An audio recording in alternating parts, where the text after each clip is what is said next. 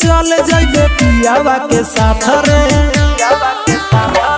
आज मोटा तोर होता काल्हे आइबा रात रे होते सुबह चल जाइबे पियावा के साथ रे मारे भेजा में गोली चढ़ के जे जाइबे डोली मारे भेजा में गोली चढ़ के जे जाइबे डोली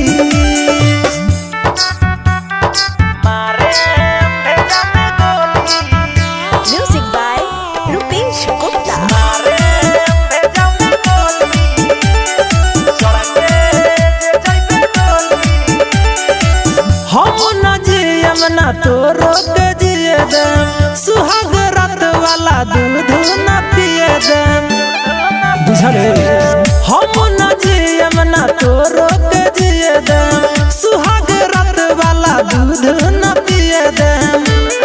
सुन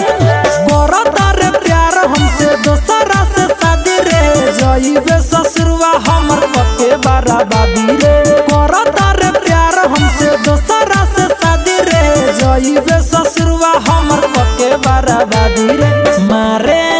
भेजा में गोली चढ़ के जे जाइबे डोली मारे भेजा में गोली चढ़ के जे जाइबे डोली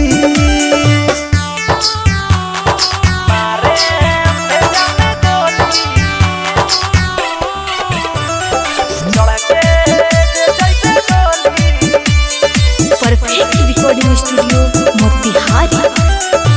प्रेमी प्रदीप से जे करबे गदारी पूरा सजावट के देह उजारी सूरज सीतम से करबे गदारी पूरा सजावट के देह उजारी बुझले छोड़ब नहीं केहू के बीच में जे आई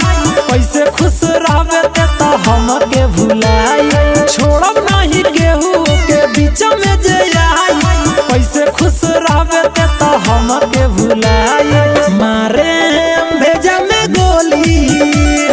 केहू नहीं बोली मारे भेजा में गोली